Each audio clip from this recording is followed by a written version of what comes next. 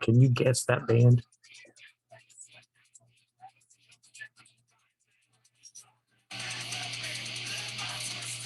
So this is back in the 80s and 90s.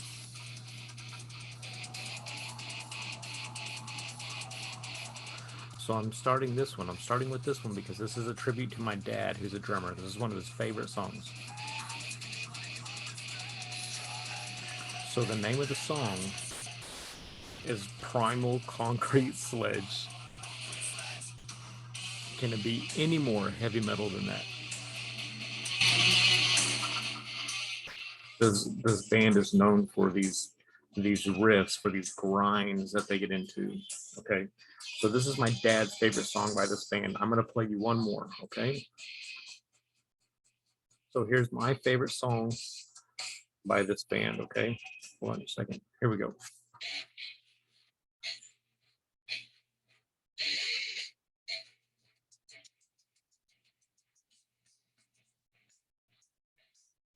Are you banging your head? If you're not, you better start.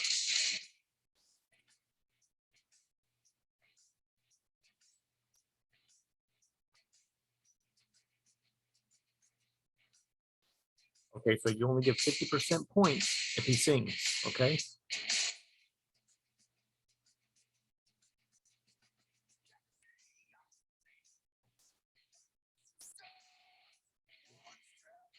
All right. That's all you get. That's all you get. So we'll do multiple choice, okay? Is it Slayer? Is it Metallica? Or is it Pantera?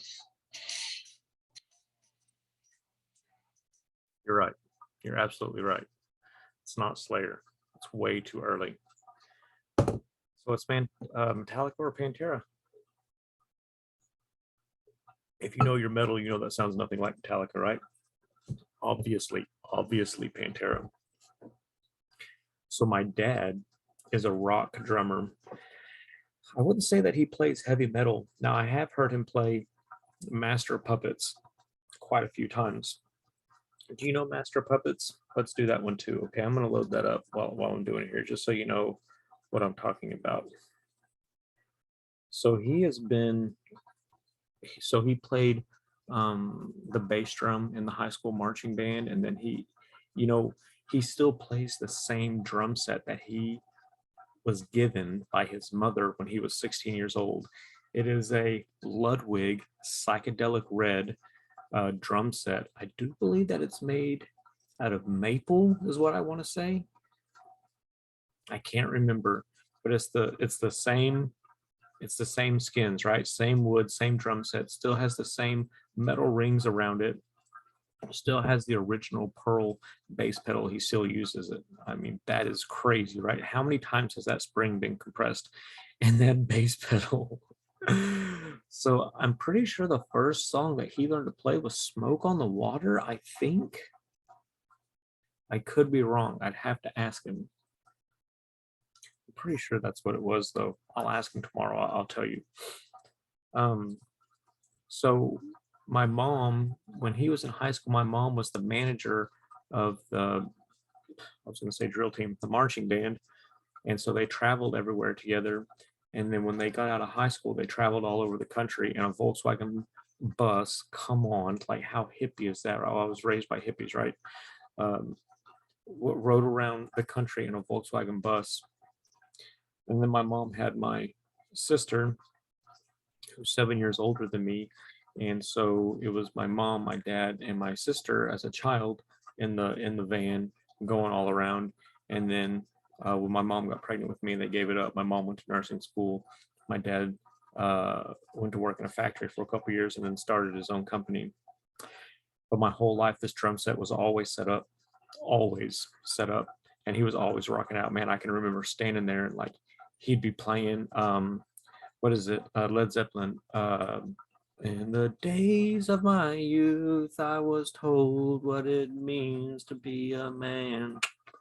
I can't think of the name of that song. Good times, bad times, right?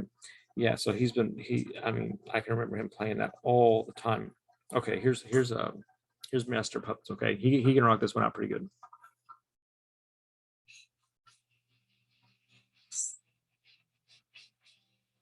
This is all the guitar part, of course.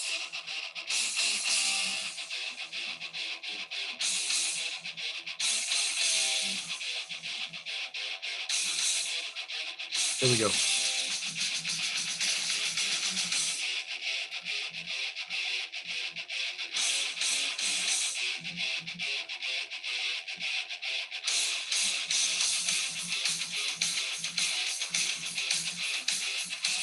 So I've got a video on my Facebook page of my dad actually playing this song. It's so good, man. So my dad's 68 years old. He's a lot like, so he's still got long hair, right? He wears short shorts, Hawaiian shirts, and flip flops. Always loves nature, but still kind of has a bad attitude.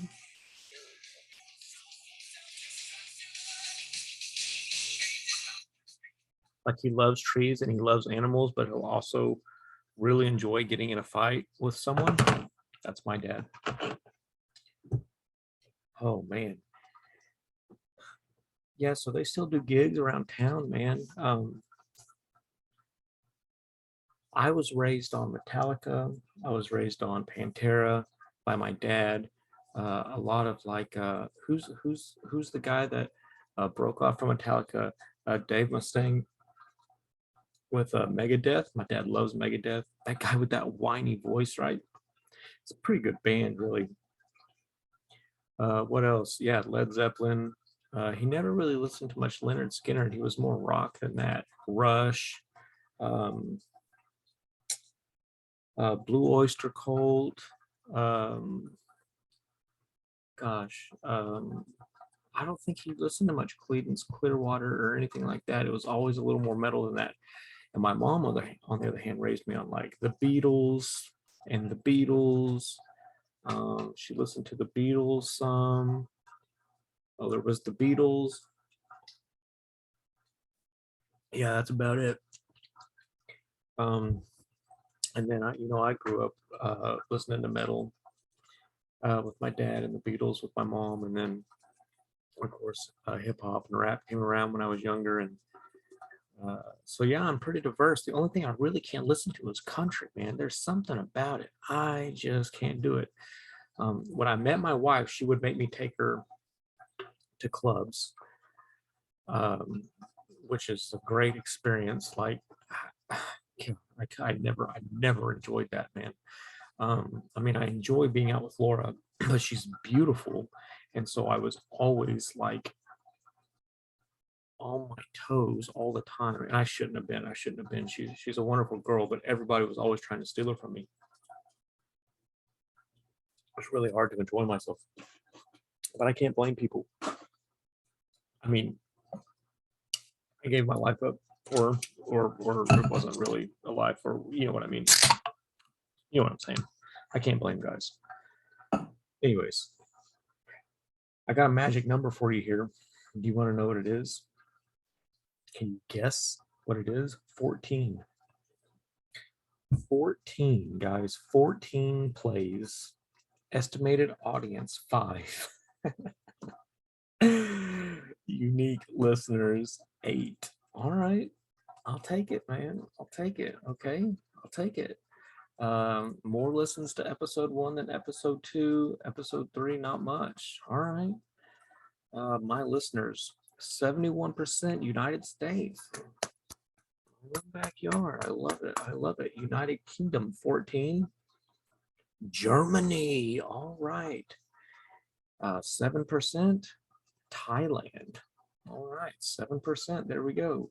79% through Anchor, 21% through Spotify, 50-50 between male and female. All right. Well, that's a pretty diversified audience, I'd say, man. Available on 2 platforms. The Discussion. So I've talked to a couple people about what they think of the podcast. Mixed reviews. You know what's funny? Like, some people say, oh, I love the first part, but I don't like the second part. And then other people say, oh, I like the second part, I don't like the first part. Of course, it's only had 14 plays, so I haven't talked to a lot of people, but I got a little feedback from people that I do know. And yeah, not great or kind of great. I don't know. What do you expect out of something like this? I don't know. I gotta tell you, I never thought about doing a podcast ever. I don't really think that I have anything super interesting to say, but I love talking to people. I'm really looking forward to the time that I can bring someone on here and interview them because I feel like I am pretty good at that. What I do for a living is like going and talking to people and selling jobs. I've done some mentoring, some counseling, and I'm really good at drawing people out in conversation. So that's why I keep saying, like, every episode, man, like, send me a message, send me somebody, that would like to be interviewed, somebody that'd like to be on the show, because I feel like that would run really smoothly. The first episode was with my nephew. That's on YouTube. Yeah, so not a lot of feedback yet. I'd like to get feedback from random people. That'd be pretty cool. Doesn't matter. Peaky's here. He's staring at me. I already fed him. You can see his little fish belly bulging out. He looks pretty satisfied. I've got him in the red. I wonder if he would like a different color. Let's see. Peaky, do you want something besides red? Green? Nah, it just looks dirty. Purple? It's weird. The room's already purple. Aqua? Nah. Well, I don't know. It's kind of Caribbeanish. Do you feel like you're in the Caribbean, Peaky? No, he doesn't like it. He doesn't like it. He turned his head away from me. Yellow? That's gross. That's like a toilet. He's swimming. He's freaked out. I'm not going to leave it on yellow. Just relax. Orange? Or we're just getting back to where we were. Green? It feels like I haven't cleaned the tank. I know he's looking at me now. I know it feels like I haven't cleaned the tank. Back to red. And he's peaceful. You know why? Because he's like a, in the movie when they're like, shark bait, ooh ha ha. That's him. He likes swimming through the volcano. He's pretty feisty. He's pretty daring. Have you figured out what he is yet? What kind of fish he is? I'd love to know what you think. Drop me a message and let me know what you think Peaky is, what you think he looks like. He's magnificent. He's beautiful. The great whites fear him. The angelfish adore him. The damselfish dream about him. He is stronger than the rockfish, right? Able to leap large islands in a single swish of his tail. Yeah. Anyways, so you know what I'm going to talk about tonight, right? Like what I'm going to touch on, and I really, really don't want to, but I'm gonna. You tell me what I'm about to say. Right. Russia just invaded the Ukraine. Great. All these, it's kind of our fault because all these memes about us saying Putin's so cool, Putin's so strong, Putin walking out of the water with his AK-47 and all that stuff, Putin wrestles a bear and all that. It went to his head, man. It messed him up. And he's thinking like, oh, the world adores me because I'm a tough guy. You know what I mean? Like, I'm Russian, I'm tough, man, And so he invaded a country. And now everybody's all upset because we stroked this guy's ego and he invaded a country. Now, I'm not making light of the deaths in Ukraine. I don't like it when people die in wars, man. It feels like such a waste to me. Like 2022, we're killing each other. I just feel like, can we get people in power that don't have huge egos that just have to be fed constantly? Right? I mean, do we have to get like a megalomaniacs in power all the time? Does it have to be everyone that's sold out? Right? Can there be anyone in power that's for peace? And not like BS peace, like, oh, I want peace, but I'm secretly like selling secrets overseas and secretly like, like making energy deals under the table and getting rich. I mean, like, is there anybody cool in the government, man? It's a fallen world. It's a fallen world. The people that are willing to do anything to get to the top are the people that get to the top. because the other people that aren't willing to do anything to get to the top, the honest guys, they don't make it to the top, right? Because the people that have the money need people that will do anything in power. So that's what we got. We got a bunch of people that will do anything to stay in power, running the world, right? It's not just a country anymore, it's the whole world. We're not going to get any help from Australia this time, I hate to tell you, because Australia put all their people in camps, or so I hear. Oh, that moment of silence was brought to you by Hennessy. My apologies. Oh, that's good.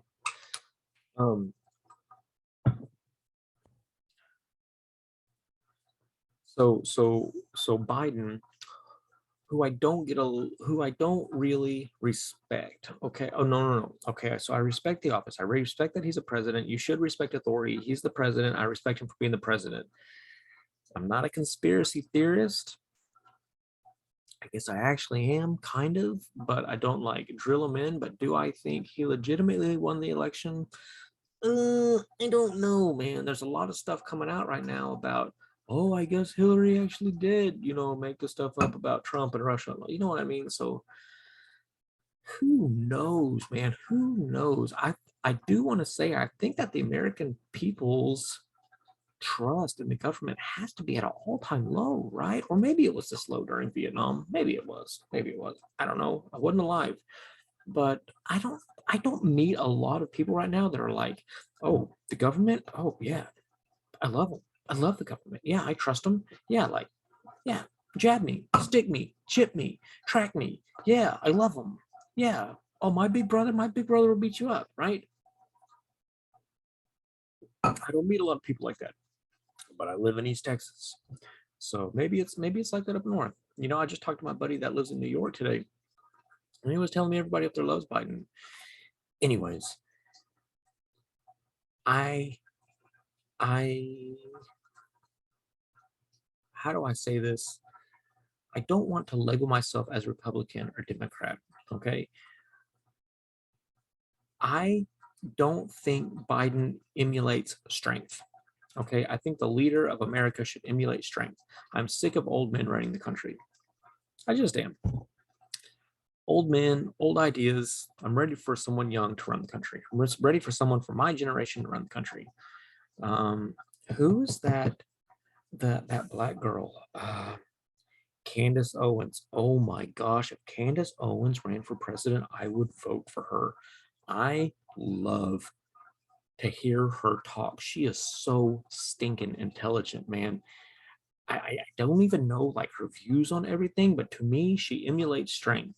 I would vote for her. If Trump ran again, if it was Trump versus Biden, I'd have to vote for Trump, man. I just feel like Trump, I mean, like him or not, I feel like he holds himself better than Biden does, man.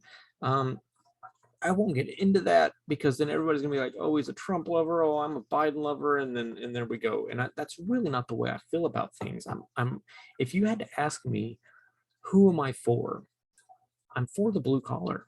I'm for the middle class, and I don't really feel that Republicans and Democrats have us, the blue collar, middle class, working uh, family on their radar. In my opinion, I think they don't like us very much.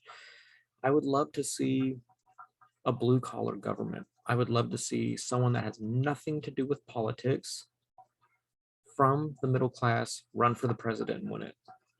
It would be amazing. Somebody from the oil field, somebody from, gosh, what would be good? Like somebody from a tech company, like somebody from Apple, not Gates. Jeez, that man would like put like syringes and missiles and shoot and drop them over cities, and then vaccinating everything. It doesn't matter. Um, but I want to say that Biden said no U.S. troops on the ground in Ukraine, and I gotta say I respect him for it. I respect him for it. I just knew, like they've been saying for a little while. What has it been like a couple weeks? Biden's gonna invade. Biden, goodness, Putin's gonna invade Ukraine. Putin's gonna invade Ukraine. Putin's gonna invade Ukraine. And I thought, okay, maybe it's coming, maybe it's not. Honestly, what do I care if Putin invades Ukraine? I don't. I really don't care. Um, to me, that's Russia's business. That's Ukraine's business. Like a Kazakhstan doesn't have a problem with it, and Germany doesn't have a problem with it. Who else is over there? I want to Google Earth this real quick. Hold on a second. You know, I'm not really good at my countries over there. Let's take a look and see who's over there. Whose problem is this actually? Because I want to tell you, I don't think it's America's problem. So anyways, Biden said no U.S. troops on the ground. And he's going to the United Nations and they're going to talk about it. I gotta say it's a good answer, man. I gotta say it's a good answer. God, a lot of people are going to not like me for saying that, but that's how I feel. So Poland, does Poland have a problem with it? Lithuania, man, I had a mentor from Lithuania. Yeah, he really doesn't matter. Didn't do great. Let's see, Georgia. Does Georgia have a problem with it? Who else is over there? God, Russia is so big, guys. Russia is so big. Finland, does Finland have an issue with it? Estonia? What is it, Latvia? Who names these countries? God, Ukraine's pretty big, man. I'm going to say Ukraine is... Look, I'm a Texan. I compare everything to the size of Texas. Ukraine is like 1.5 Texas, maybe? No, it's about the same. Ukraine's about the size of Texas, I guess. It's like 3 North Dakotas. I'm so bad at geography, man. Okay, so the United Nations are going to get together and they're going to decide what to do. And they're going to put sanctions on Russia. I guess, whatever. You know what? You know what? That's better. That's better than putting troops on the ground. Okay, fine. Yeah, sanction them and whatever. Does Russia even produce anything? What do we got to get vodka from a different country now? Well, what does Russia produce? I don't even know. I'm going to Google it. You ready? What does Russia export? My buddy today that I talked to said Russia exports a lot of marijuana. Is that true? Russia's main exports are fuels and energy products. 63% of total shipments, of which crude oil and natural gas accounted for 26% and 12% respectively. Metals 10%, machinery 7.4%, chemical products 7.4%. So fuels, okay. What are Russia's main exports? Exports, the top exports of Russia are crude petroleum, $123 billion in revenue. I'm going to say that's yearly. Refined petroleum, 66.2 billion. Petroleum gas, 26.3 billion. Coal briquettes, 17.6 billion. And wheat, 8.14 billion. Exporting mostly to China, 58.1 billion. Netherlands, 41.7 billion. Belarus, is that how you say that? 20.5 billion, and Germany 18.9 billion, and Italy 16.7 billion. So Russia's going to back up. I mean, China's going to back up Russia. I'm really curious to see if they do. I really feel like those two countries are in bed with each other. Oh yeah, yeah. Poor Mongolia, right? Oh my gosh, poor Mongolia. I can't even say the name of this country. What is this thing? Kyrgyzstan. What, did that become a country yesterday? What is that? I've never heard of that place before. Oh, and you know North Korea, that crazy dude in North Korea, his mouth is watering, right? So I heard somebody say that Russia was going to get Chernobyl. Is Chernobyl even in Kazakhstan, or is that just like some sort of ridiculous rumor? Google, give me the answer. Is Chernobyl in Ukraine? I said Kazakhstan. That's funny. That's not what I meant to say. The plant disaster in 1986 was the world's worst nuclear accident, an explosion and fires at the site. Blah, blah, blah, blah, blah, blah, blah. About 80 miles north of Ukraine's capital. 80 miles north. Okay, quick question. What's the capital of Ukraine? Oh, 80 miles north of the capital? Oh, that helps. Thanks. Uzbekistan? Who names these countries? Turkmenistan? Why does everything have Stan on the end of it? What does Stan mean?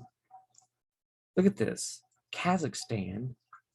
Okay, I'm gonna get all the stands together. Kazakhstan, as Azerbaijan, Turkmenistan, Afghanistan, Pakistan, Iran, Tajikistan, Kyrgyzstan, and they're all together. They're all in one. Well, so why are we all Stans? Like, was like Stan their dad's name or something? I don't know.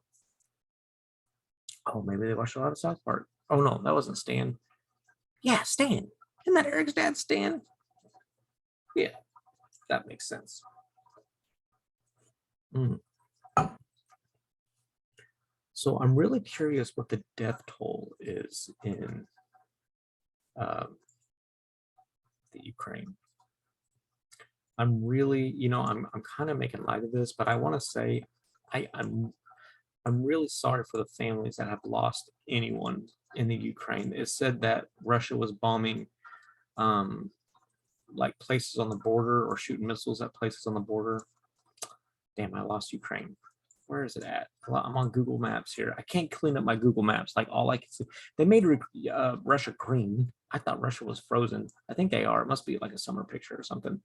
I can't find Ukraine anymore. My map is all dirty. There's cities everywhere. It's all written in Russian. I can't tell what the heck there is. I can't tell what the heck anything says. I lost my labels though. Doesn't matter. Okay, so I heard that Russia was invading the Ukraine to go back to Chernobyl. So I'm thinking like depleted uranium, unless that's just a weird rumor. Is Russia allowed to hold missiles? Is Russia nuclear anyways? Let's see this. Does Russia have nukes? Do you know? Although Russia has drastically reduced its nuclear weapons stores since the Cold War, it still maintains the largest stockpile of nuclear warheads in the world. Oh my God. That's wonderful. That's wonderful. How many nukes does Russia have compared to the United States? According to the Federation of American Scientists, Russia leads the world. Oh my gosh. Oh my gosh. Oh my gosh. Guys, let's do multiple choice. First off, just guess in your head, how many nukes, how many nuclear weapons does Russia have? Just guess. Say a number. Say it out loud. Say a number. Okay, I'm going to give you multiple choice.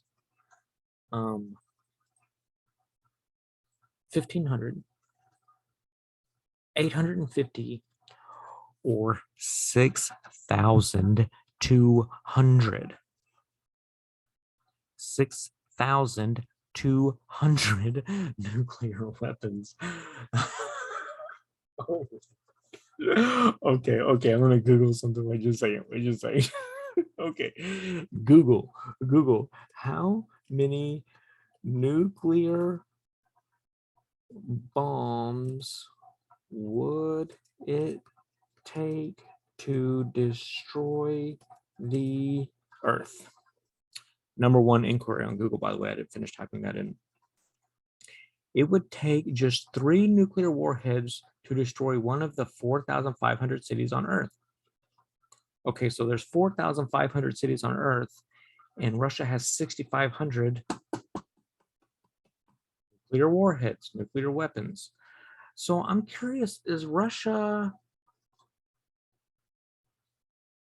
have like nuclear warheads in their pistols and like bow and arrows? And like they, you know what I mean? Like, do they stir their vodka with nuclear warheads, or what are we doing here, guys? It would take just 3 new. Oh no! I was wrong. It would take just 3 nuclear warheads to destroy one of the 4,500 cities on Earth. Okay, so 3 nuclear warheads per city. I thought a nuclear warhead took out a 60-mile diameter. No? Okay, I don't know. Let's see. Maybe we'll Google that too, meaning that 13,500 bombs in total, which would leave 1,500 left. 15,000 warheads are the equivalent to 3 billion tons of TNT and 15 times the energy of the Krakatoa volcano, the most powerful volcanic eruption ever. Okay, so we need 13,500 bombs in total. Russia's got 6,500. Guys, we're almost halfway there. I mean, that's not bad. Oh no, Russia has 6,200. I was being dramatic. So 6,200, that's 12,4. They have, so they've got 12,4, 12,4. We need 13,5. So Russia's almost halfway there. Well done, Russia. Well done. Now, the US has 5,600. Why does Russia have more than us? Aren't we supposed to be the leading weapons manufacturer in the world? Huh? Why do they have more than us? Did we sell them nukes? The US has 5,600. The weapons of mass destruction can kill hundreds of thousands of people at once. Oh, good. Security expert. It's the guy that drives it's the guy that drives the golf cart at Walmart. Security expert. No evidence, in quotations. Putin eager to initiate use of nukes. Oh, well, thank God that they found a security expert to clear that up. I feel so much safer. 5,600 and 6,200. That's 11,800 nukes. So between America and Russia, we have 11,800 nukes, but we need 13,500. Oh my gosh.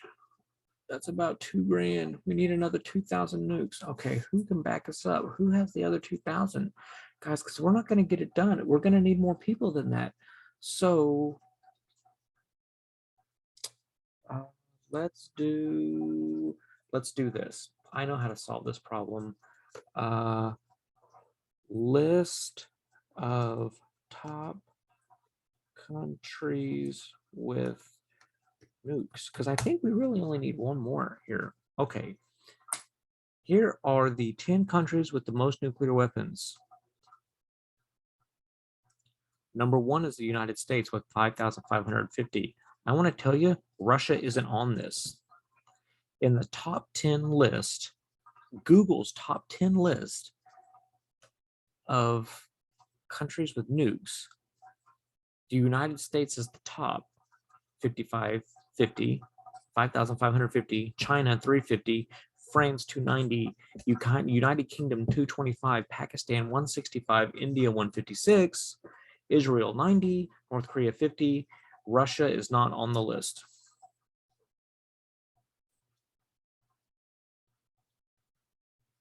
Russia is not, I'm sorry, I'm looking at this here. Russia is not on the list. Oh. Which company? Well, oh, no. Now here's another list. It says which countries have nuclear weapons. Now here, Russia is top on the list.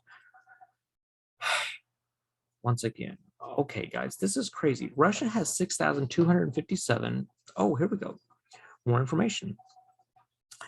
Russia has 6,257 nuclear weapons. Okay, I think that counts the ones in the pistols, the 9mm nuclear warheads.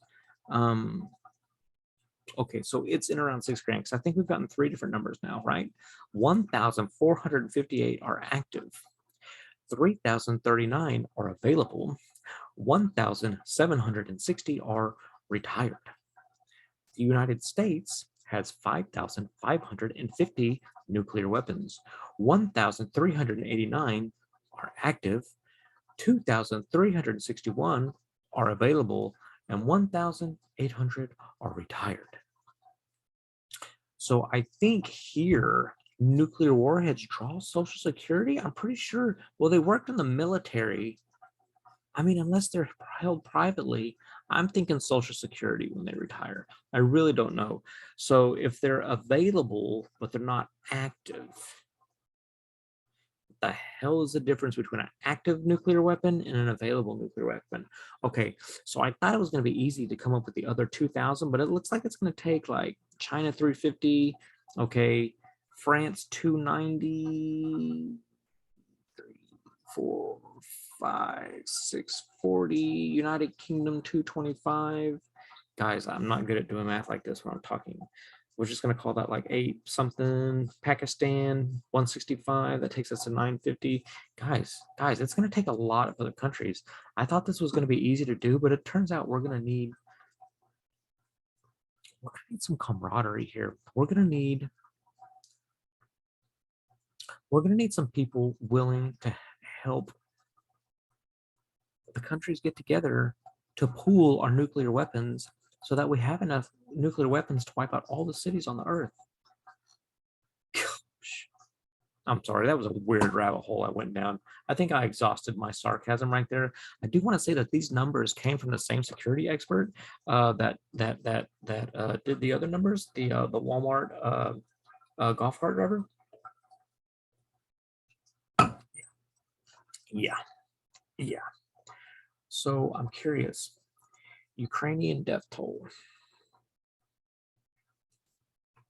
Ukrainian death toll from Russia invasion. Let's see. Top stories. Death toll rises after Russia invades Ukraine in full-scale attack. NATO sending something. How many people have died from Russia invasion in Ukraine? 57 people. Damn. 57 people have been killed and 169 wounded since the beginning of Russia's invasio to Ukraine of Russia's. Is that supposed to say invasion? It says invasio. That's supposed to say invasion. Good Lord, Google. Unless it's a city. Wait. Is that a typo on Google? What the hell is going on here? I'm Googling it. I'm Googling to see if Google made a typo. I'm sorry. That's because that's what I do. I'm an information junkie. Google says, did you mean to say invitation? No, Google, you're the ones that said invasio, not me. Okay, so Russia's invading whatever Ukraine. According to Ukraine's health minister, Ole Lyashk, 57 people have been killed, 169 injured since Russia's declaration of war. Damn, I'm sorry. I'm sorry. You know, I was never like this until I had kids. And I was never like this until I had kids. And I don't get it, man. I don't get it. I don't know why we have to fight each other. Life could be so good if it weren't for people just being stupid, man.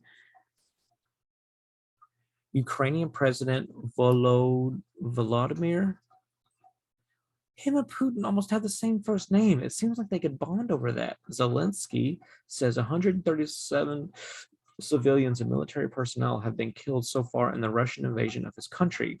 He calls them heroes. Agreed. In a video address released early on February 25th, in which he also says more than 300 people were injured in less than 24 hours of fighting. Sorry. See, to me, people that serve in the military are heroes because they're willing to give their lives for people they don't know. I know it's cool to hate the police right now, you know, but the deal is that if you are in trouble or if you were away from home or whatever it was, and somebody at your house called the police, your wife, your kids, or yourself called the police, they would stack up that police department and the police department surrounding that city on your doorstep to keep you, your wife, and your children or parents or whoever or your dog or whatever it was safe. To me, you have to give a certain amount of respect for that. I'm not going to give cops any problems because I know if I'm in trouble, that's who I'm going to call. You know, same thing with firemen. I mean, yeah, if there's a fire and I tell them my kid's in the house, they're going in. They're not thinking about their kids at their house. They're going in. You call the police. You say there's a burglar in my house. I'm not even home. Like there's a burglar in my house and I'm on vacation. Go in there and make sure my house is safe. They're going to go. To me, you got to respect that.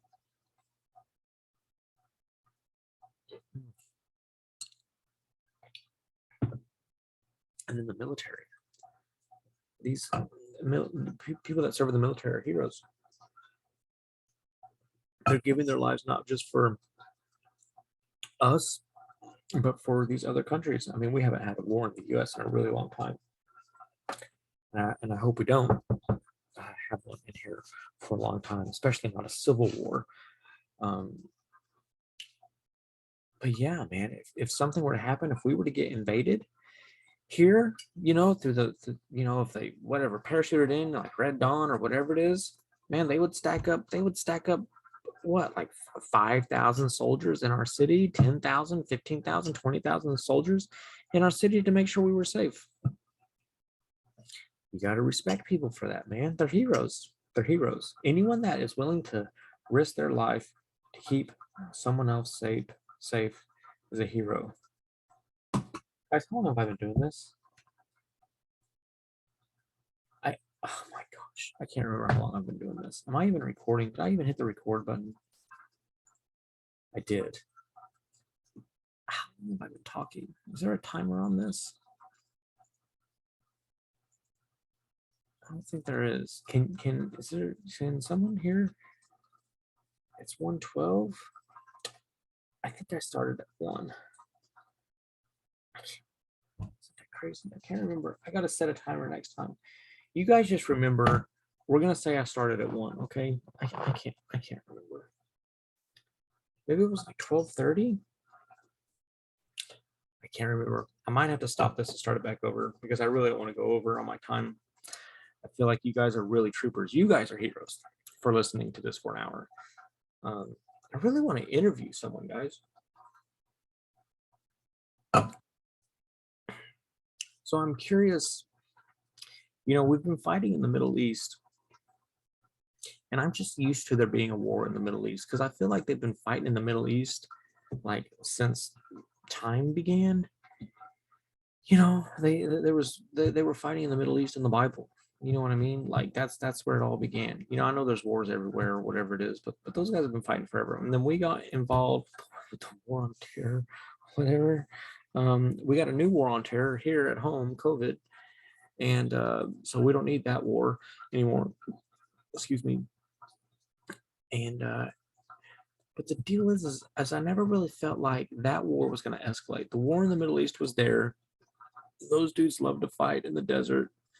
So we went over there and we fought too. We backed them up, tried to, protect the innocent. I don't know anything about it. I'm just like, I've never been there. I've never been to the Middle East. I haven't talked to a lot of military guys that have been over there. You always get mixed reviews when guys come back. But I never really felt it was going to escalate. Like World War III was not going to come out of the Middle East. You know what I mean? But dude, Europe is a different story. Europe is definitely a different story. World War I and World War II came out of the Middle East. And do we remember that Russia was involved in one of those? Yeah.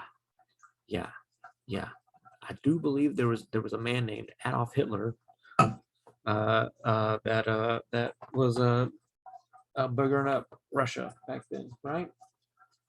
Granted, Russia didn't start that, right? Like they were defending themselves. I love World War II. I love World War II. I hate World War II, right? I think it is a horrible thing that World War I and World War II happened and Vietnam. I don't like people dying for governments. I think it's bull crap. I have a Hitler Youth knife on my wall. I've been looking for a Hitler Youth knife for a decade, probably. I've been looking for a Hitler Youth knife. And I finally found one probably a month ago, and I bought it. It's authentic. I did a lot of research into it. And why did I buy the Hitler Youth knife? Most of the people I meet on Omegle say it's because I'm a racist, but I want to tell you that's not it. The reason I bought the Hitler Youth knife is because less than 100 years ago, there was a crazy man who put knives in the hands of children and sent them off to war for his ego. I can't comprehend that. I can't I can't understand I can't understand how parents let their children go dress up, take weapons, and go fight for Hitler. I don't get it. It almost seems like it's so far-fetched that it's ridiculous. I know that it happened. I know that it happened, right? I believe the concentration camps happened. You know what I mean? Like I'm not that type of guy, but like I could never take a child and have them go fight for me. I could never do that. It would be better just for me to not exist than for me to send children out to die for me. And it's like, is this true? Like, I need something to ground myself in this. And I thought if I could get my hands on the Hitler Youth knife, like it's a piece of history that it just cannot be forgotten. And now I've got this knife on my wall that this child was given to go fight for Hitler. When I look at this knife, it breaks my heart. It breaks my heart that this knife was taken off a child, most likely in World War II. God help them. God bless them. I just don't understand. I do feel like if America and the United Nations mess with Russia, that China is going to get involved with Russia, and it's going to be a problem.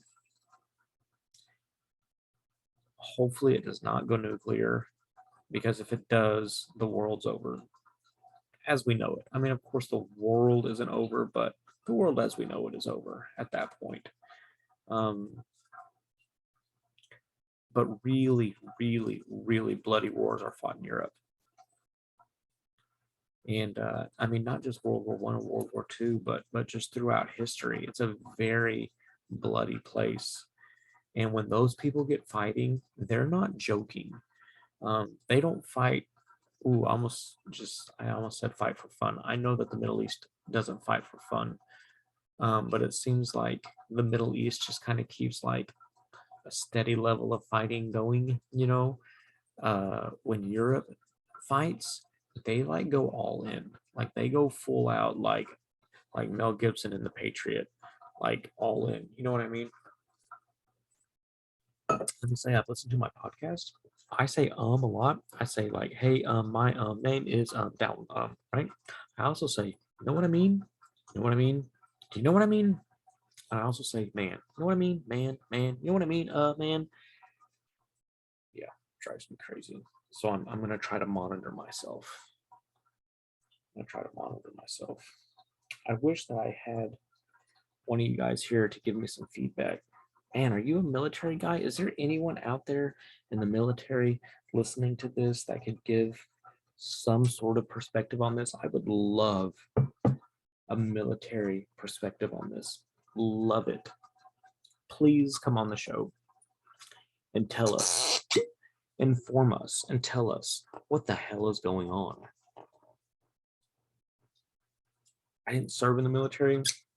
I don't know much about military things. I just know I have a lot of respect for guys in the military.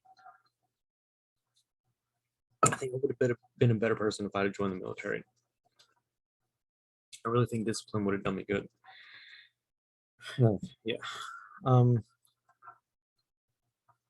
So enough of that. Enough of that. I really just don't know what to think about it. I hope that the pressure from the sanctions from the United Nations is enough for Russia to say, okay, like, we did this, we're sorry, like, we'll repair the damage we did to the Ukraine, and we can write some new treaties. But I really, really, really don't pick that up from Putin. I don't think he's the type to apologize and say he's sorry. I think he's the type to push the envelope and see if anyone pushes back. That's the deal. I don't think Biden has the stones.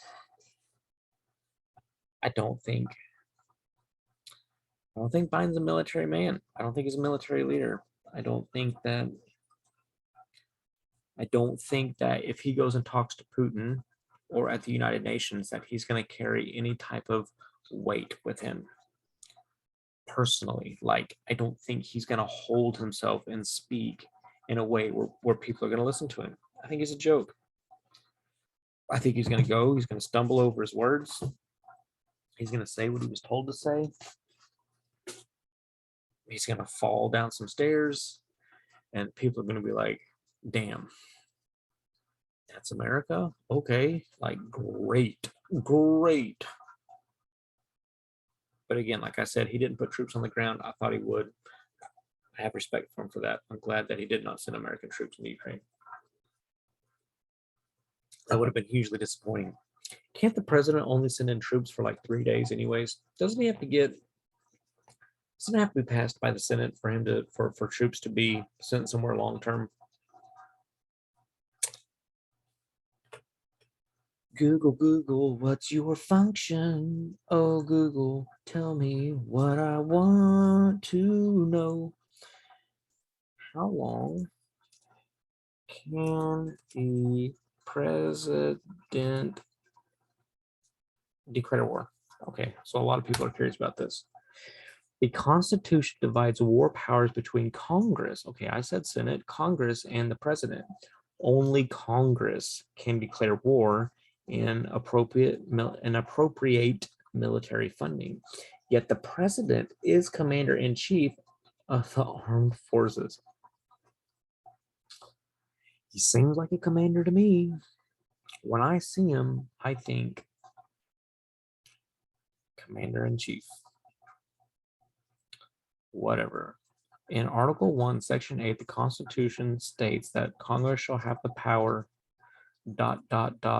to declare war. Well, that's how things get taken out of context, guys. Appreciate it. Constitution, Congress shall have the power ... to declare war. Still out of context, guys. But that simple statement has left room for interpretation, says the historychannel.com. Nope, history.com. I didn't know history had its own website. And centuries of American presidents have claimed the right to launch military attacks without congressional approval. The history of war powers has been a history of disputes between branches about what the meaning of war is. Here we go. What the meaning of Congress's authority over war is and what kinds of actions do and don't count as war, says Mariah Zeisberg, associate professor of law, there it is, and politics at the University of Michigan, and author of War of Powers, the Politics of Constitutional Authority. I knew it's lawyers, man, because you can say anything and lawyers can say, what does that word mean? When they said war, what did they mean when they said the word war? Because what's war to me is not war to you, and what's war to him is not war to someone else, right? This offends me, it offends me. It's the same thing, man. I'm so sick of this. What does war mean? I think everybody knows what war means. It's when two countries fight each other.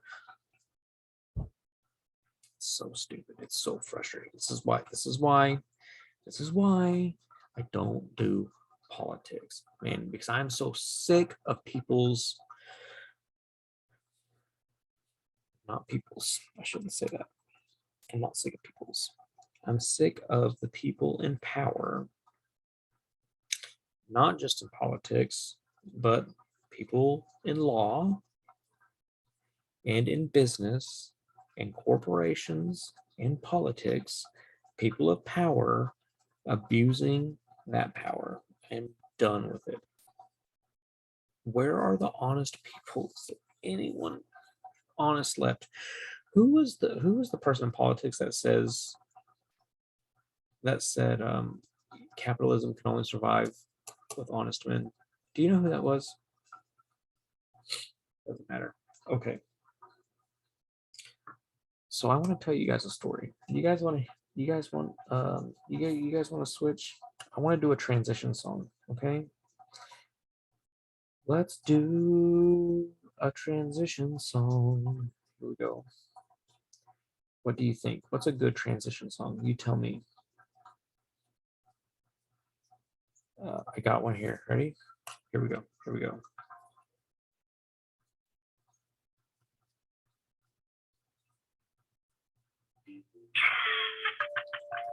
She said, I can be a frog. I can be a bear. I can be a bear. Or I can be a cat. So who sings this? She said, I can be a lion. Have you ever heard this before?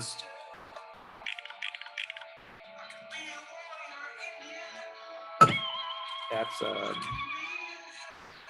I can be a frog.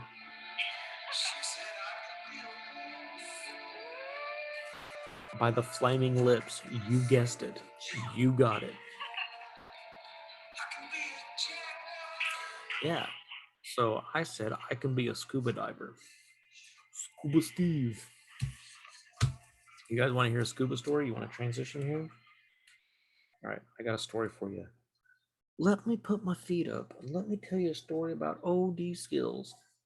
OD Skillet.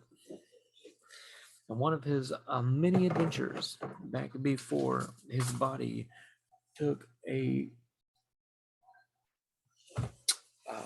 ride in the toilet.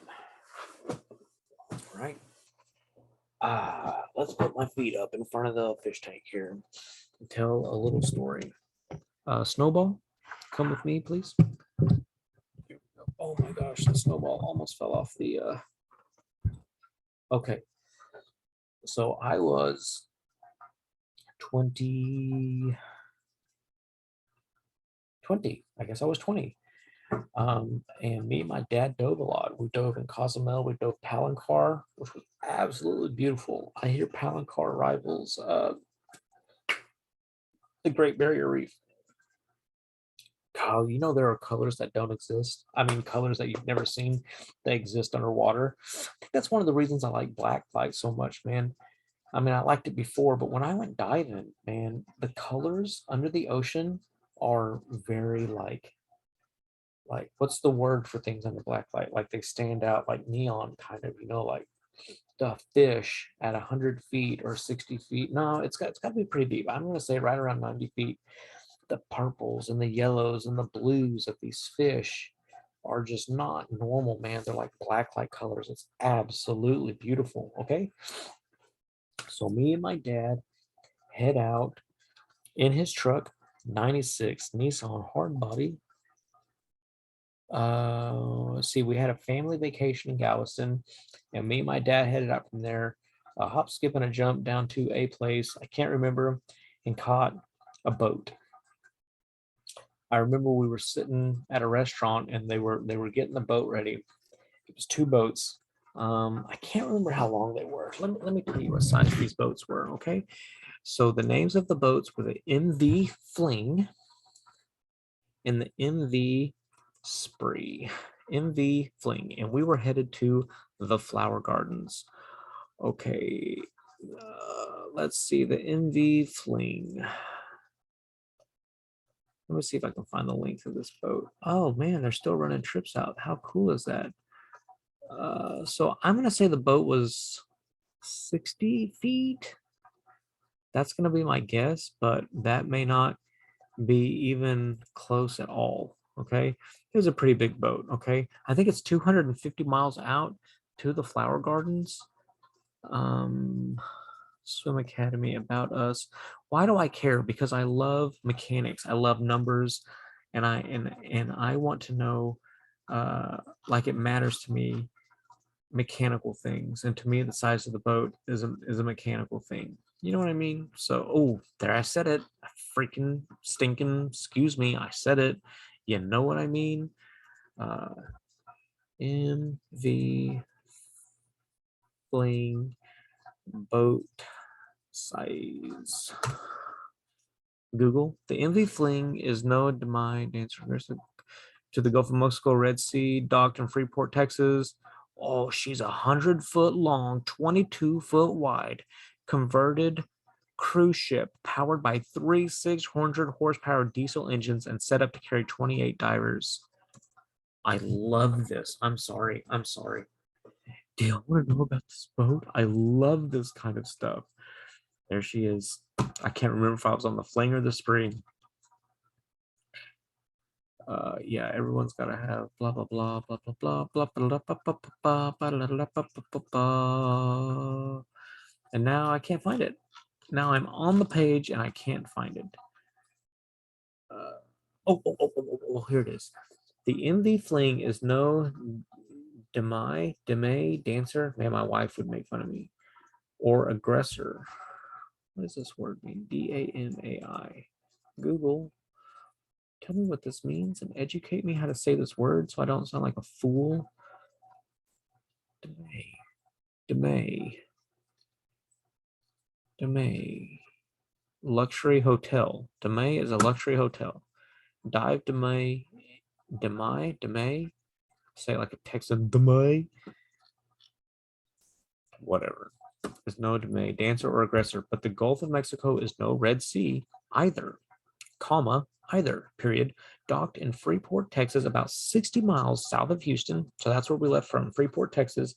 She is 100 foot long, 22 foot wide, converted cruise ship powered by three 600 horsepower diesel engines and set up to carry 28 divers and crew.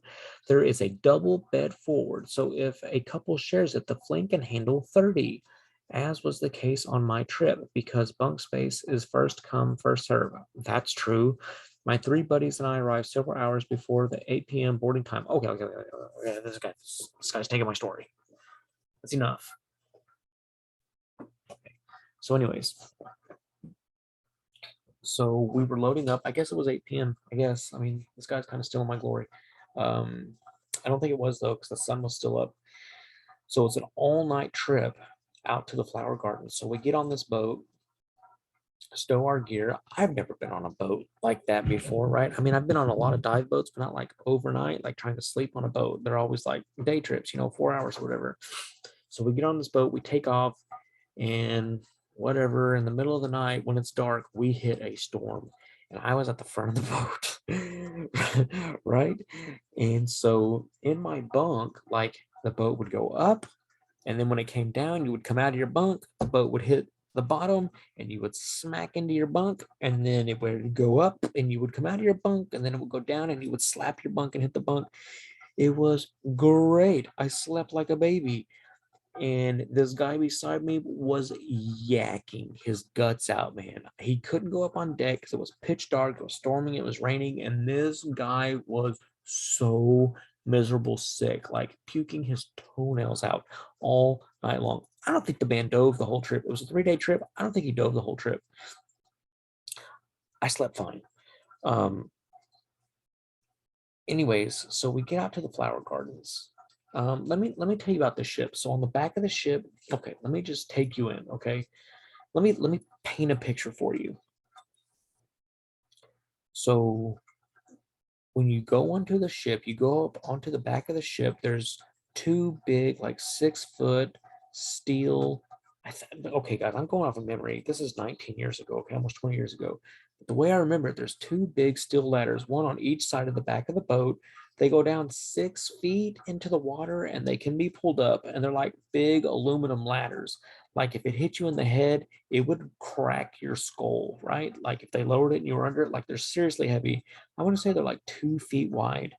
And there's like a little landing area, where you can get your dives, but like stand, not like get ready, but like you can stand there and there's usually somebody helping you there.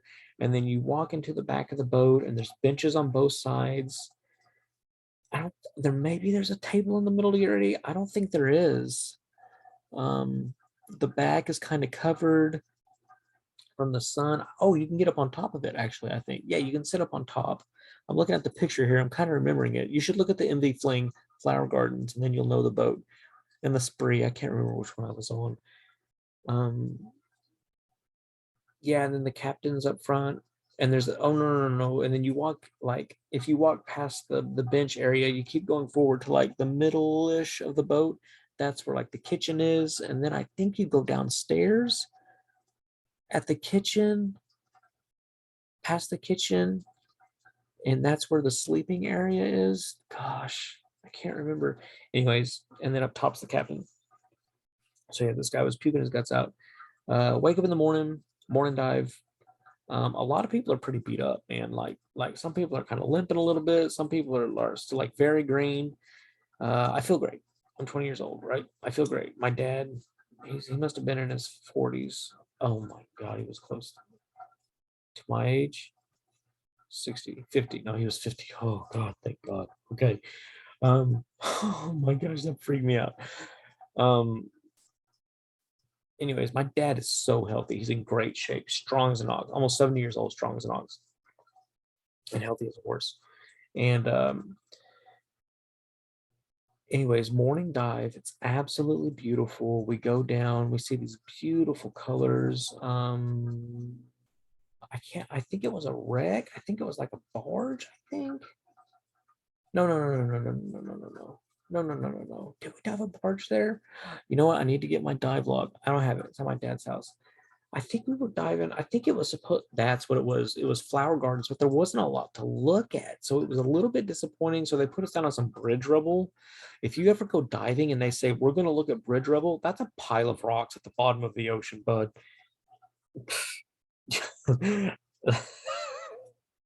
That's what bridge rubble is, okay? They're like, oh, did you see the bridge rubble? And you're like, you mean the pile of rocks at the bottom of the ocean? Yeah, the bridge rubble. Wasn't it beautiful? Yeah, it looked like they dumped, but like when they remodeled I-35 in Dallas or Fort Worth, it looks like they dropped it there. Anyways, so we did the bridge rubble. We came up, eat fresh fruit, wonderful food. Um, go down again, dive at lunch, come back up, dive again in the afternoon. Is it a 3 dive day or is it a 4 dive day? I can't remember. And then a night dive. I think it's 3 dives a day. So the first day we dive, it's beautiful. It's wonderful. God, I loved it. In between dives, you're swimming. It was so cool for the night dive. You know, it's pitch dark out there in the Gulf of Mexico. It's absolutely beautiful. I wanted to be a boat captain when I was that age. Um, in fact, I was going to move to Florida and stay with a friend and work on a dive boat, but that's a different story. It was right before I met my wife. Actually, I had it all set up to go, and then I met Laura, and I didn't go. Um, so at night, it's pitch dark out there, and they turn on these big floodlights at the back of the boat, and so the boat lights up like probably I'm gonna say like 5 feet deep into the water, and probably so all along the back of the boat is 22 feet wide, and I'm gonna say probably 12 feet out into the water. These lights are shining down, right? And so these fish will swim through the light because they're attracted to the light, right? And so when a fish swims through the light, the barracuda will snap through there and snap these fish up like a bolt of lightning. I remember there was like, I think they called it a pencil fish or something. It was this real long, skinny fish. And I was like, oh, Dad, look at that fish. That's crazy. And then it was like, bam, this flash of light and it was gone. And they were like, okay. I was like, what is that? And they were like, oh, the barracuda used the light to hunt. I was like, oh, great. I got to tell you, I've swam with quite a few barracuda. Barracuda freak me out way more than sharks freak me out. Okay. Now, granted, I've never been around a great white or anything, but barracuda creep me out. I got bit on the ear by a perch. So perch kind of freaked me out too. Doesn't matter. So I was like, oh, wow, barracuda use the lights to hunt. So cool. And then the guy, captain was like, okay, it's time to get in. Okay. So, yeah, so we load up, we jump in the water. So I'm gonna say this is the end of the second night. Everybody's getting pretty tired. You know what I mean? Um, we go down for a night dive. Guys, I'm telling you, it was clear. It was a beautiful night, cool breeze. The waves were lapping against the boat. The boat was just moving. Everybody was happy. Some people maybe had drank just a smidge. Nobody was super intoxicated. I'm just saying it was laid back. You know what I mean? So we go down, it's dark. I got a little tummy turn, you know, like when you're scuba diving and you're going down, especially at night, there's this there's like this 30-second period where like you can't see the boat and you can't see anyone around you and you can't see the bottom of the ocean, and it's just like you, a flashlight, and this string, and you're just descending down into darkness. And it was always just a little, just for like a second, it was just like a little like ooh, like a little anxiety. But then you'd see the bottom of the ocean, and it was cool, it was chilled out. So we got to the bottom of the ocean, and I think it was more bridge rubble or whatever. And oh, we saw an octopus, and there were these little like tiny organisms about. Some of them were like itsy, like tiny, like the size of your pinky nail, depending on who you are, and some of them were bigger, like maybe the size of your thumb, and they just looked like little clear brains and spinal cords that were attracted to our flashlights. And so we would look around with our flashlights. There wasn't much there. And if a fish swam in front of your flashlight, you had a pretty good chance of a barracuda coming through and snapping up the fish. Super cool. It was super cool. And if you looked behind you, man, the barracuda were right there with you, which is really cool and a little unnerving. But hey, you're just one of the fish at that point, right? As long as they don't bite me. Um, Anyway, so we're down. We play with the little floating brain, spinal cord looking things, and we come up. And so you got to do a safety stop. We're all being real careful for decompression sickness right now because we've been diving a lot. And so everybody's kind of watching their computers and stuff. We probably didn't run out of air. We probably had to come up before our air was out. In fact, I can almost guarantee you that because nobody was diving nitrox. Anyways, so we start coming up, and so we're supposed to do our safety stop at 15 feet. And I can just tell you can feel the rope, the anchor rope, like yanking. Boom, the anchor rope is like kind of loose and oh, super tight, loose, oh, super tight. And that means the boat's moving. You know what I mean? And you can't communicate with each other. And I'm just kind of there looking at my dad. So at the 15-foot, this might be hard for you to picture. So the anchor rope is on the front of the boat, and the anchor rope on the front of the boat goes all the way down to the bottom of the ocean. Okay. Now at 15 feet, where you do your decompression stop, there is a line tied right there, and I can't remember the name of that rope. It has a name. That rope goes as tied on at 15 feet. It goes around to the back of the boat. Okay. And that's the guide rope you take to go to the back of the boat to come up. You know what I mean? So you do your safety stop at 15 feet, and then you take this guide rope and you head out. Okay. So for some reason, not for some reason, my dad likes to stay down as long as humanly possible, right? Which is fine. I don't care. But we were one of the last two people in the water. And what had happened is the guide rope. So everybody's swimming off. People are taking the guide rope, and we're just chilling. I mean, you can sit at 15 feet forever. You know what I mean? I'm not in a hurry to get back in. It's one of our last dives, So I'm sitting there, I'm chilling out, and I know it's rough up there. I can tell from the rope. I didn't know how rough it was, right? So we start going up. No, what happened? No, the guide rope got slack in it, and it got tangled around the anchor rope. And so as far up as I could see, the guide rope was tangled around the anchor rope. So we had to go up, you know?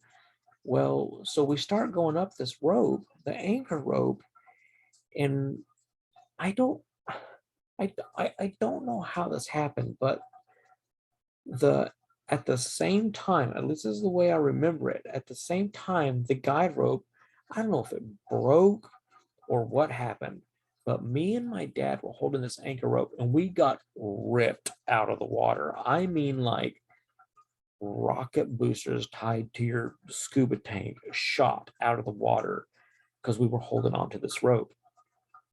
And I just get yanked out of the water, um, kind of violently, but the tank's heavy. So when I get about to um, waist out of the water, I'm looking around and the ocean is so heavy. I mean, like the ocean is angry. This is 100-foot boat.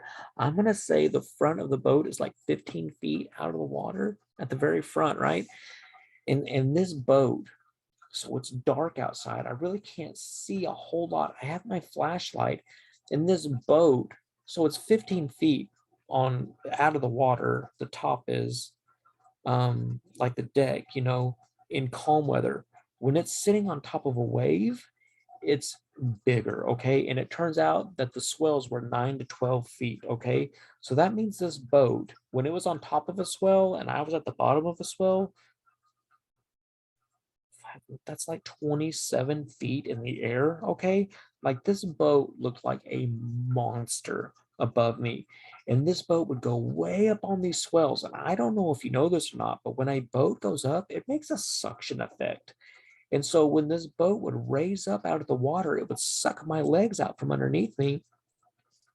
Um, and like try to suck you under the boat, and then it would come crashing down off of this wave and try to hit you.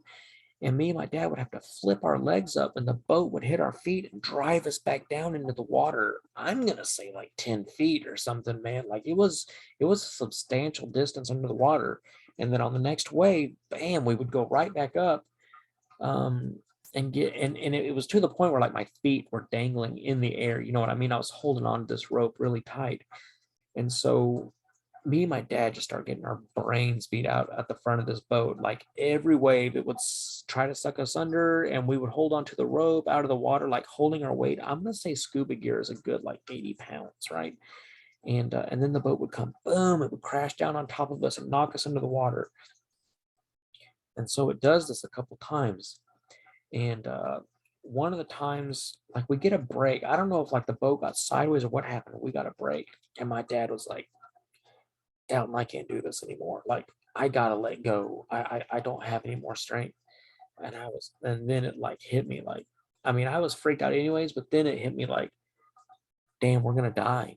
You know what I mean? Like the boat is gonna suck us under on the next one. Like when the boat gets straight and this starts happening again, this is it.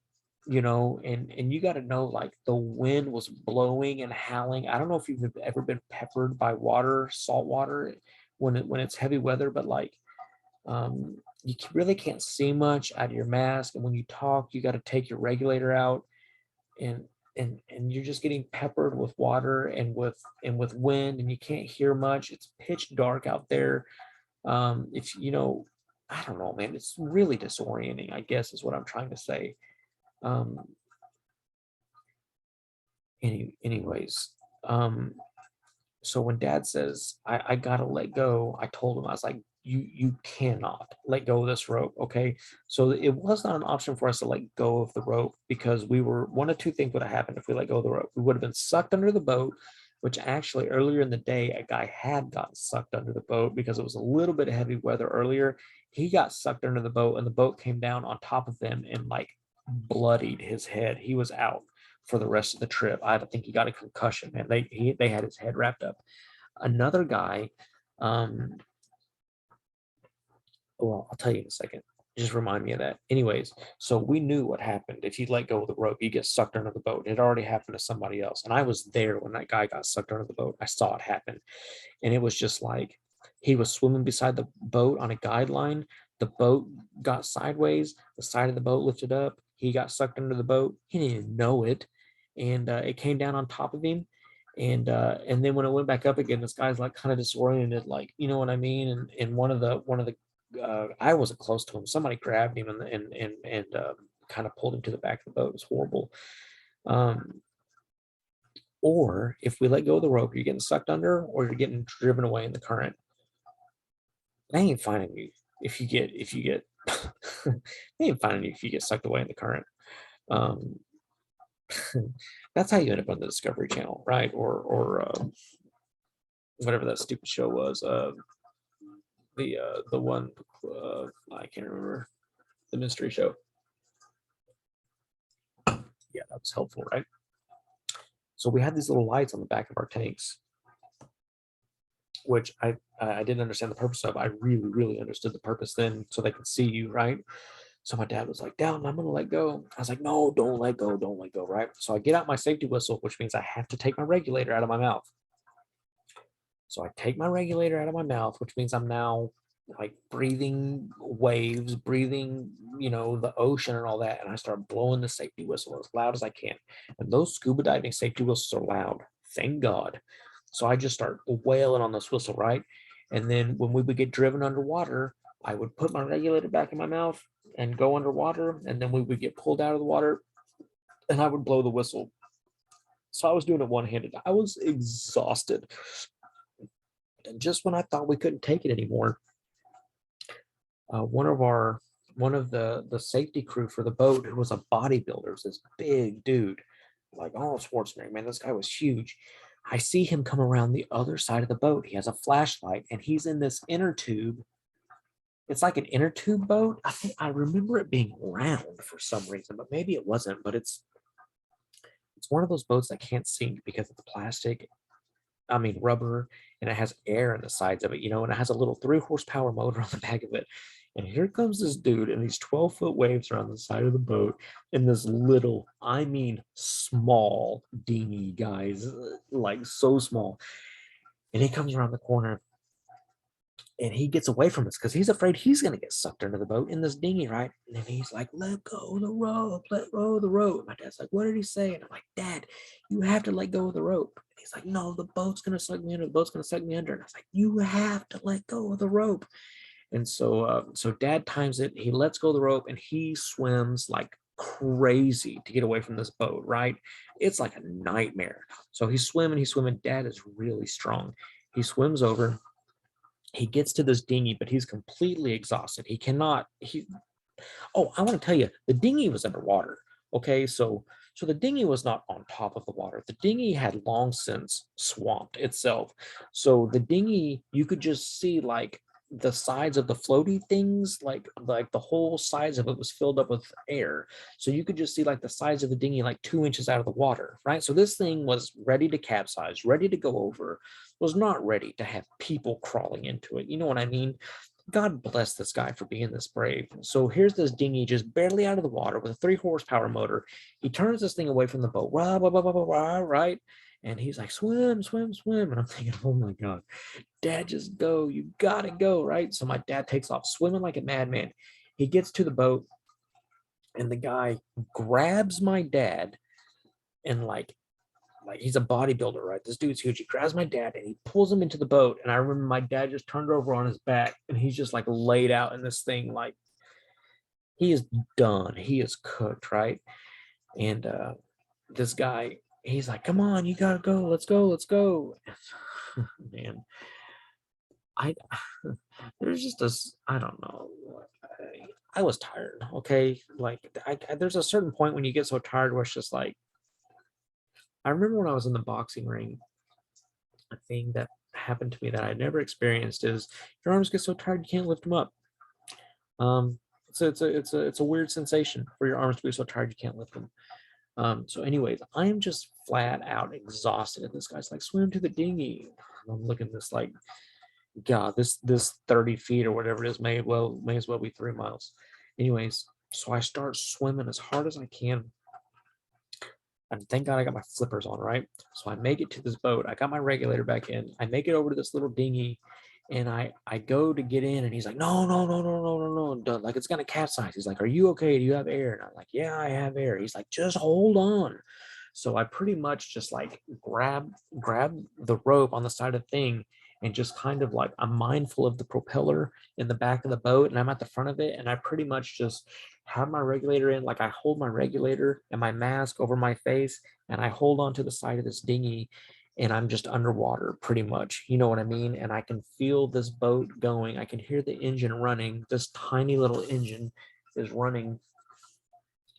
And he takes us, I can feel us going up these giant swells, right? All the way up the swell, all the way down, all that. So we get to the back of the boat and so there's these 2 lines that go off the back of the boat and they go out probably like 30 feet. And somehow these lines are good, right? So he takes the dinghy out to these lines and ties up to one of the lines. And he's like, we're safe, we're safe. Are you guys okay? And we're like, oh my God, like you're our hero. Thank you. Yes, you know, we're okay. And there's a line to get on the boat. And he's like, is there anybody else? And we're like, no, we were the last ones. Everybody's there. And he's like, oh, good. You know, we didn't lose anyone, you know, or at least we thought. We didn't. But we told him we were the last ones up. Um, so he's like, I gotta go. I gotta go help people. Are you guys okay? We're like, yeah, we're okay. So this guy takes off. He pulls past everybody on the line. He grabs a ladder, goes up onto the deck. And so what he's doing on the deck, he usually helps people. Like when you get up there, he's like, oh, you know, it's like a service. You turn around, he takes your BC off, he sets it on the ground, he hands your tank to somebody puts it up, right? Because it's a vacation thing. But now when he's up there, like people can't hold on to this ladder anymore. And so when people get to the top of the ladder, he grabs their BC and just like pulls them up into the boat and slides them over the back seat down onto the deck. You know what I mean? He's just like grabbing people and just like sliding them over, and they're landing on the deck like harpoon seals or whatever. So it's Dad's recovered a little bit. He's got a little energy. It's about time for us to go. So we get on this rope, we start moving up towards the boat, and this giant boat is like going crazy on these waves. Okay, so I'm gonna say that these metal ladders are 8 feet long. Okay, so it's like 4 foot to the deck on the back of the boat. Maybe these ladders are more like 10 feet. I don't know. I can't see the back of the boat here on this picture, and probably like the so let's say it's an 8 foot ladder, 6 foot to the deck, 2 foot in the water. Let's agree on that. That could be completely wrong. That's the way I remember it. Anyways, when you get to the back of this boat, the ladder disappears out of the water. It just like shoop, just disappears out of the water, right? The boat tries to suck you under at the back, and then the ladder comes crashing down into the water with the back of the boat, right? You have to grab those. So okay, so when the ladder goes up and you're getting sucked under, it's back pedal, back pedal, back pedal, back pedal, and then the ladder comes crashing in like a torpedo, right? Like a missile going in, and then you swim up, grab the ladder, and hold on tight because you're about to get ejected out of the water, right? And with 80 pounds of gear, that's hard to do. And so when so people had to grab the ladder, they hold on, and pretty much this bodybuilder is just like reaching down and just dragging people up this ladder, right? Thank God this man is there. So there's a guy in front of us, and he's worn out. He's an old dude. These are not like people in good shape, right? These are just like recreational divers. I was just a recreational diver, but I boxed at the time. I was in pretty good shape, and Dad was in pretty good shape too. We painted houses and went up and down ladders all day, so we were in pretty good shape. Um, this guy in front of us, though, he was tired, man. He was out of shape, kind of a big guy. And so, anyways, the ladder went up, and he didn't backpedal hard enough, and this ladder came down and clocked this guy in the knee, man, and it screwed his knee up, and it went back up, and he's like backpedaling. We're like, get back, get away from the boat, get away from the boat. Bam, this ladder hits again. Grab it, grab it, grab it. So he grabs this thing, and this dude is just like kind of like hanging on this ladder. This bodybuilder guy reaches way down. He grabs this guy, and like, you know, he drags this guy up.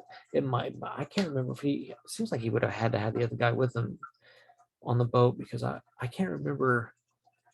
I can't remember if somebody helped that guy, help the bodybuilder drag that guy up or not. But I remember that this guy was kind of big, so maybe the bodybuilder was that strong. I don't know. Anyways, they dragged this guy up. But I remember that guy, he had his leg wrapped up the next day, and he didn't do the morning dive the next day. So anyways, it was Dad's turn to go up. I was like, you know, time it. My dad timed it. Shoot, he did great. And then it was me. So I was the last one in the boat. So yeah, the ladder's there. It's in the water, like you can see the back of the boat in the water, and then shoot, the water's gone. And like half a second, the ladder's gone. The boat is sucking you under. You back pedal, pedal. Bam! The ladder comes into the water. The back of the boat's in the water. I swim up as fast as I can. I grab this thing. I grab the ladder on both sides. I plant my feet. you know, my flippers, like I put my flippers through the, oh, did I have my flippers off? I think I had put my flippers on my weight belt at that point. Doesn't matter. Anyways, I just remember planting my feet on this ladder and, oh, they're on your wrist. That's where they were. My flippers were on my wrist. And I plant my feet on this ladder, one on each wrist. And I hold on to this thing, and this boat does it just ejects you out of the water, man. It was if it weren't for the fact that you thought you were dying, it would be a pretty cool ride. And yeah, so he grabs me, he pulls me up.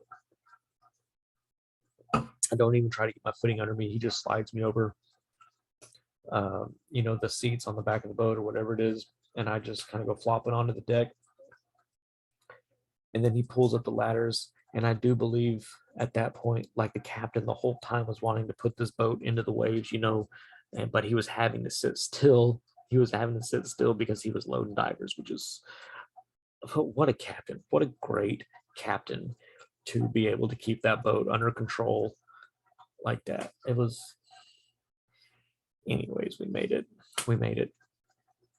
And yeah, so that was the adventure in the Gulf of Mexico. On the way back, on the way back. So there wasn't a ton to look at in the flower gardens.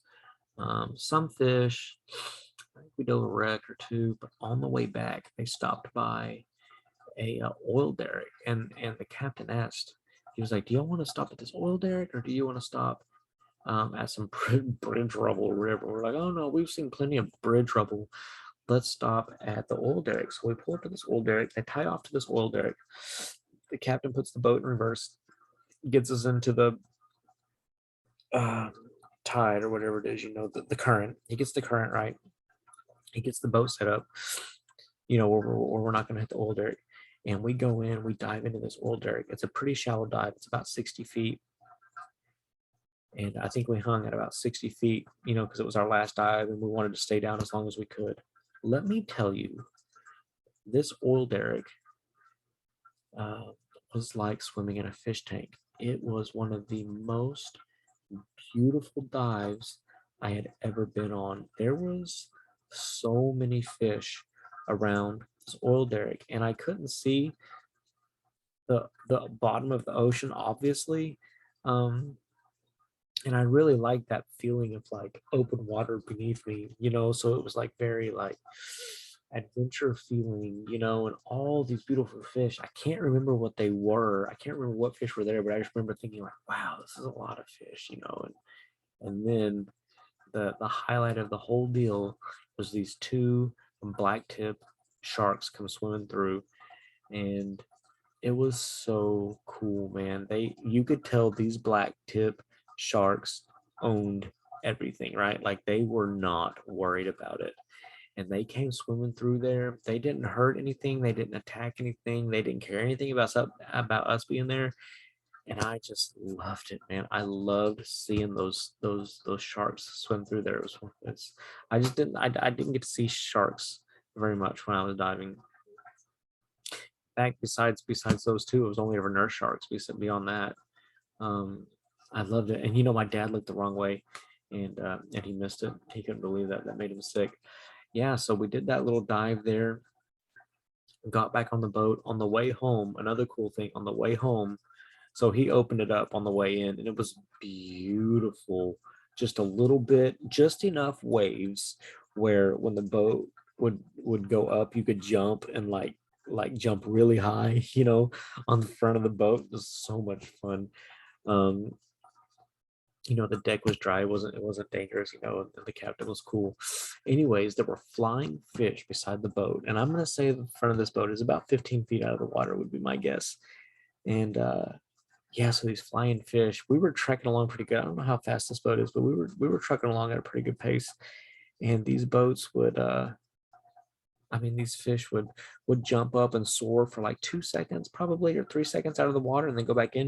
It's the only time I had ever seen that. It was so cool. And they would fly so high out of the water that a couple of them landed on the deck of the boat, and we had to grab them and throw them back in. was so cool. I still have a sand dollar from the bottom of the ocean on that trip actually in my room. I really enjoyed that. Gosh, anyways, I hope you enjoyed that story. Um, we had a lot of fun scuba diving stories. Me and Dad used to dive a lot back in the day, back before the bottom dropped out. All right, so I'm gonna say that's it, man. I really, really enjoyed time together tonight. I hope that you guys had fun. I hope that you enjoyed the story. I hope that you guys leave me a little bit of feedback. I'd like to hear from you. I'd like to know that you're there. I'd like to know what you think about all of this. I'm trying to go through here and find a good song to end this under. Oh, I got one. Okay, I got one. Also, I'd like to interview someone. I think that would be really cool.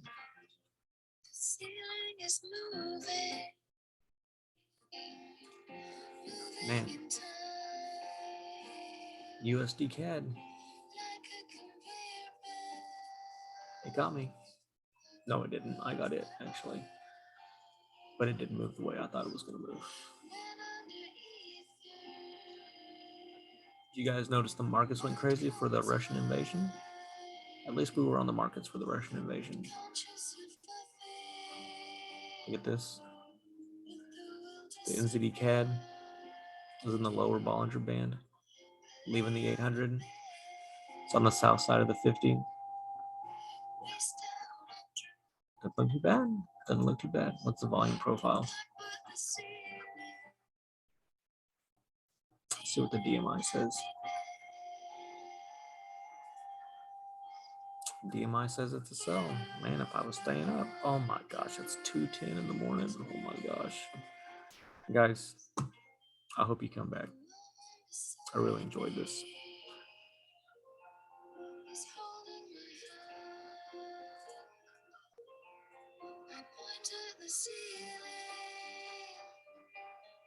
She smiles so kind. Something's inside